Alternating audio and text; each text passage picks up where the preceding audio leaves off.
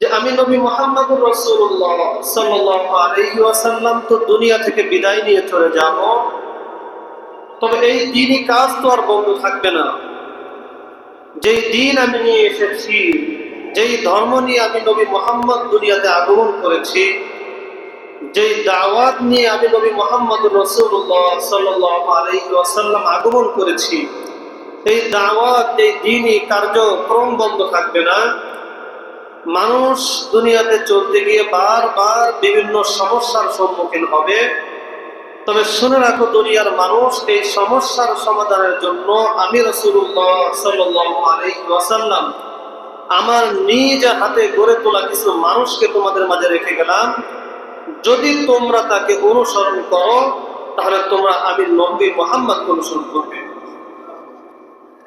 আর নবী মুহাম্মদুর রাসূলুল্লাহ সাল্লাল্লাহু আলাইহি ওয়াসাল্লামের ব্যাপারে আল্লাহ তাআলা বলেন, যে ব্যক্তি নবী মুহাম্মদুর রাসূলুল্লাহ সাল্লাল্লাহু আলাইহি ওয়াসাল্লামকে অনুসরণ করলো, আমার প্রেরণকৃত নবী মুহাম্মদকে যে অনুসরণ করলো, সে আমি আল্লাহ তাআলা ভালোবাসা অর্জন করলো। তাহলে এই যে ধারাবাহিকতা, তার সূত্র হচ্ছে নবী মুহাম্মদুর রাসূলুল্লাহ সাল্লাল্লাহু আলাইহি ওয়াসাল্লাম যেই দ্বীন শিখেছেন, যেই দ্বীনি কথাবার্তা আল্লাহ তাআলা থেকে জিবরাইলের মাধ্যমে শিখেছেন, সেটা তার কিছু বিশেষ সাহাবীর মাধ্যমে দুনিয়ার মধ্যে সংরক্ষণ করেছেন। একদল লোক ছিলেন, একদল সাহাবা ছিলেন, যারা 24টা ঘন্টায় সদা সর্বহালতে ওই মসজিদে নববীর পাশে একটি নির্দিষ্ট স্থানে শুধুমাত্র দ্বীনকে শেখার জন্য সর্বহালত অবস্থান করতেন, যাদেরকে বলা হয় আসহাবে সুফফা। এবং আল্লাহ রাব্বুল আলামিন এই আসহাবে সুফফাদের মাধ্যমে আমাদের নিকট পর্যন্ত কোরআন এবং হাদিসের হাজার হাজার লক্ষ লক্ষ ইলম আল্লাহ তাআলা পৌঁছিয়েছেন। আর ঘোষণা করেছেন আল উলামা ওয়ারাসাতুল আম্বিয়া, যে আমি নবী চলে যাচ্ছি, তবে দ্বীনের এই দায়িত্ব, দ্বীনের এই কাজ উলামায়ে ইকরামের উপর আমি নবী অর্পণ করে দিলাম। আর তারই ধারাবাহিকতায় আল্লাহ রাব্বুল আলামিন সাহাবায়ে ইকরামের পরে তাবিঈনদেরকে আল্লাহ তাআলা জন্মদান করলেন, তাবিঈনদেরকে আল্লাহ তাআলা জন্মদান করলেন, আইম্মায়ে মুজতাহিদিনদেরকে আল্লাহ তাআলা জন্মদান করলেন। এভাবে দ্বীন রক্ষার জন্য, দ্বীনকে সঠিকভাবে মানুষের মাঝে পৌঁছানোর জন্য আল্লাহ রাব্বুল আলামিন এক শ্রেণীর মানুষকে নবী মুহাম্মদুর রাসূলুল্লাহ সাল্লাল্লাহু আলাইহি ওয়াসাল্লামের ইন্তেকাল থেকে নিয়ে কিয়ামত পর্যন্ত শুধুমাত্র দ্বীনের হেফাজতের জন্য আল্লাহ তাআলা দুনিয়ার বুকে কাজে লাগাবেন। আর এই শ্রেণী হচ্ছে উলামায়ে ইকরাম। সুতরাং দ্বীনের বোঝা, দ্বীনকে জানা, দ্বীনকে মানা, তার চাবিকাঠি উলামায়ে ইকরামের হাতে। সুতরাং যদি আমি উলামায়ে ইকরামদেরকে বাদ দিয়ে নিজের মতো করে দ্বীন বুঝতে চাই, তাহলে আমি যে পথভ্রষ্ট হব, এতে কোনো সন্দেহ নেই।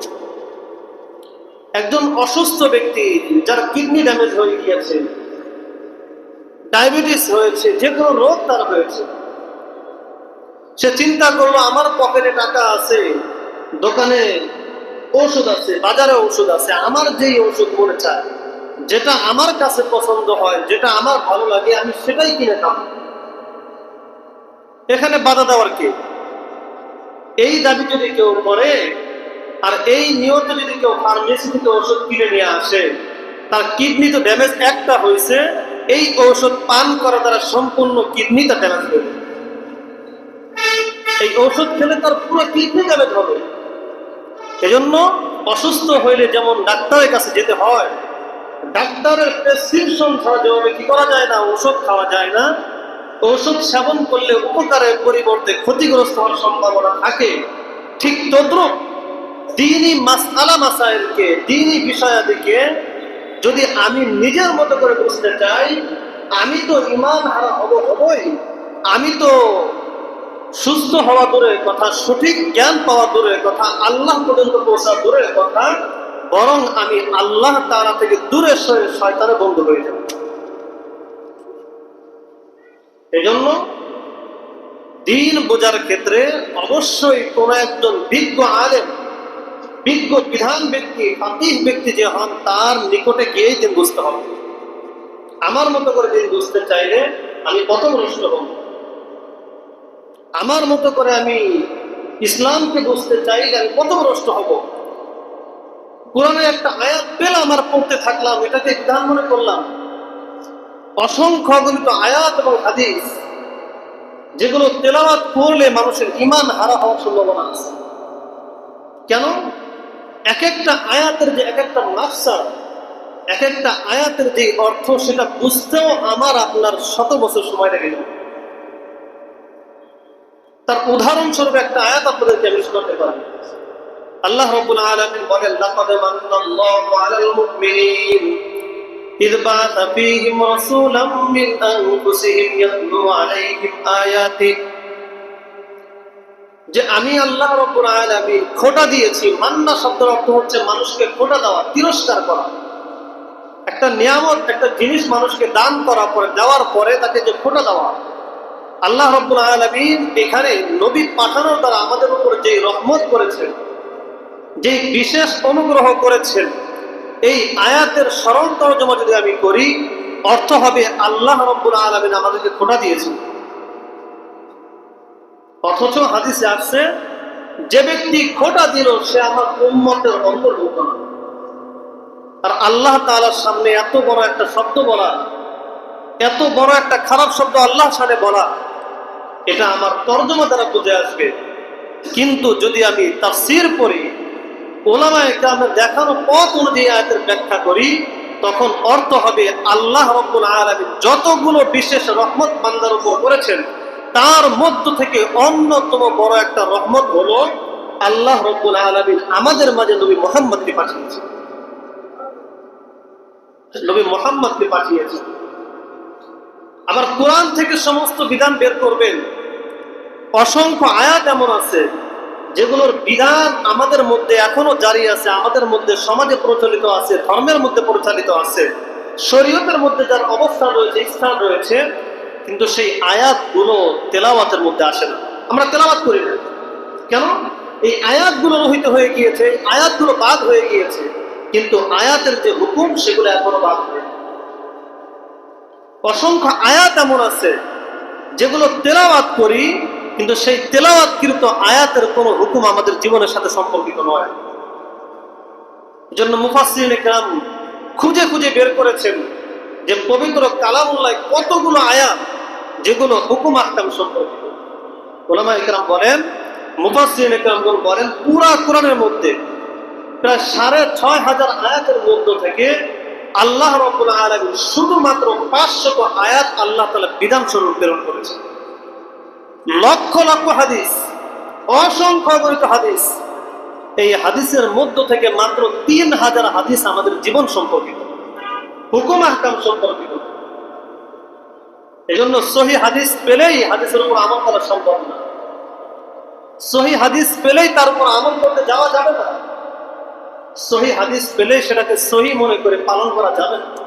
কারণ আমার তো জানা নাই এই হাদিসটাকে আমার জীবন সম্পর্কিত কিভাবে। যেমন উদাহরণ দিয়ে বলতে পারি, নবী মুহাম্মদুর রাসূলুল্লাহ সাল্লাল্লাহু আলাইহি ওয়াসাল্লাম কোন হালতে দুনিয়াতে আগমন করেছেন, তার আকার আকৃতি কেমন ছিল, তার ওঠা বসা কেমন ছিল, তার চোখগুলো কেমন ছিল, তার দাঁতগুলো কেমন ছিল, তার পায়ের নখগুলো কেমন ছিল, তার কান, তার চুল কেমন ছিল, সব কিছুই আল্লাহ রাব্বুল আলামিনের সাহাবায়ে কেরাম মানুষের মাঝে বর্ণনা করেছে। কোন হালতে দুনিয়াতে আসলেন। নবী মুহাম্মদুর রাসূলুল্লাহ সাল্লাল্লাহু আলাইহি ওয়াসাল্লাম যখন আগমন করেন, আমরা যারা মুসলমান প্রত্যেকেই তো বাচ্চা বয়সে মুসলমানি করতে পারে। 5 বছর, 7 বছর, 8 বছর, 10 বছর বয়সে মুসলমানি করতে পারে। অথচ হাদিসের কিতাব খুলেন, আল্লাহ রাব্বুল আলামিন নবী মুহাম্মদকে তার মায়ের গর্ভ থেকে মুসলমানি করানো অবস্থা দুনিয়াতে প্রেরণ করেছে। তাহলে এই হাদিস কি আমার উপর, আপনার উপর আমল করা সম্ভব? হ্যাঁ, সম্ভব। আল্লাহ রাসূল সাল্লাল্লাহু আলাইহি ওয়াসাল্লাম 9টা মতান্তরে 13টা বিবাহ করেছেন। কয়টা বিবাহ? 9টা বিবাহ করেছেন। কিন্তু ওই যে ডাক্তারের প্রেসক্রিপশন ছাড়া যেভাবে ওষুধ খেতে পারবো না, ঠিক এভাবেই নবী মুহাম্মদুর রাসূলুল্লাহ সাল্লাল্লাহু আলাইহি ওয়াসাল্লাম 9টা বিবাহ করেছেন, কিন্তু আমি যদি 9টা বিবাহ করি তাহলে আমার ঈমান থাকবে কিনা সন্দেহ আছে। আমি যদি বলি হাদিসে আছে, আরে সেটা তো নবী মুহাম্মদের জন্য খাস ছিল, এটা আপনার জন্য না। সাহাবা ইকরামদের একটা দল রাসূলুল্লাহ সাল্লাল্লাহু আলাইহি ওয়াসাল্লামের কাছে এসেছেন, দাওয়াত কবুল করেছেন, ঈমান কবুল করেছেন। ভিন্ন পরিবেশ হওয়ার কারণে, এলাকার ভিন্নতার কারণে আরবে আসার পরে তার শরীরের মধ্যে মেস্তা বা এ জাতীয় চর্মরোগ হয়েছে, সাদা সাদা রোগ তার চেহারার মধ্যে, শরীরের মধ্যে দেখা দিয়েছে। আল্লাহ রাসূল সাল্লাল্লাহু আলাইহি ওয়াসাল্লামের কাছে গিয়ে বলেন, ইয়া রাসূলুল্লাহ, ইয়া হাবিবাল্লাহ, আমাদের এই শরীরের মধ্যে যে চর্মরোগ হয়েছে, যদি এই অবস্থায় আমি আমার জাতির কাছে ফিরে যাই, আমি আমার গ্রামে মহল্লায় ফিরে যাই, তাহলে আমার এলাকার লোকজন বলবে, দেখো দেখো এই সমস্ত লোকেরা ধর্ম ত্যাগ করে নবী মুহাম্মদের ধর্ম গ্রহণ করার কারণে তাদের শরীরের মধ্যে রোগ বাসা রয়েছে। সুতরাং তারা আমাকে দেখে ইসলাম কবুল করার পরিবর্তে তারা আমাকে দেখে গোমরা হবে। সুতরাং দোয়া করেন আল্লাহ তাআলার কাছে যেন আমাদের এই শরীর থেকে এই রোগটা দূরীভূত হয়ে যায়। আল্লাহ রাসূল সাল্লাল্লাহু আলাইহি ওয়াসাল্লাম বললেন, ঠিক আছে, তোমরা যাও, উটের পেশাব এবং দুধ পান করো। এখন উপস্থিত যারা আছেন, আপনারা হয়তো জানেন না, অনেকে জেনে থাকতে পারেন, জানলে বলবেন উটের পেশাব পান করা বৈধ না হারাম? হালাল না হারাম? হারাম। তাহলে ওই যে হাদিসে পাইলাম উটের পেশাব পান করা যাবে, এটা শুধুমাত্র ওই ব্যক্তির জন্য খাস ছিল, ওই কয়েকজন ব্যক্তির জন্যই আল্লাহ রাসূল খাস করেছেন। বাকি এই হাদিসের উপরে আমাদের সকলের আমল করা সম্ভব। তোমার অসংখ্য অগণিত হাদিস আছে, আল্লাহ রাসূল কোন এক সময় দাঁড়িয়ে পেশাব করেছেন, আপনি কেন করেন না? কেন করেন না? কারণ অবস্থা এবং প্রেক্ষাপট এমন ছিল, যেই প্রেক্ষাপটে রাসূলুল্লাহ সাল্লাল্লাহু আলাইহি ওয়াসাল্লামকে দাঁড়িয়ে পেশাব করতে হয়েছে। আতা সুবাতাতা কওমিন ফাবালা ওয়া তাওয়াজ্জু, এই হাদিসের মধ্যে আসছে রাসূলুল্লাহ সাল্লাল্লাহু আলাইহি ওয়াসাল্লাম পেশাব চাপার পরে আশেপাশে কোনো জায়গা না পেয়ে দেখলেন পেশাব করতে হবে যে জায়গাটা, যে জায়গায় গিয়ে পেশাব করেন সেখানে বসতে গিয়ে দেখলেন সেখানে ময়লা নোংরা। সুতরাং এই অবস্থায় যদি বসে বসে পেশাব করে, ওই পেশাব তার শরীর রাখতে পারে। এই জন্য রাসূলুল্লাহ সাল্লাল্লাহু আলাইহি ওয়াসাল্লাম ওই বিশেষ সময়ে দাঁড়িয়ে পেশাব করেছে। এই জন্য সব হাদিস পেলেই তার উপর আমল করব, এই ভাবনাটাই ভুল, এই চিন্তা করাটাই ভুল। আমাকে হাদিসের উপর আমল করতে হলে কোন একজন বিজ্ঞ আলেমের পরামর্শে, কোন একজন বিজ্ঞ আলেমের প্রেসক্রিপশন আমাকে আমল করতে হবে। হাদিস পাইলাম আর আমল করলাম তা হবে না।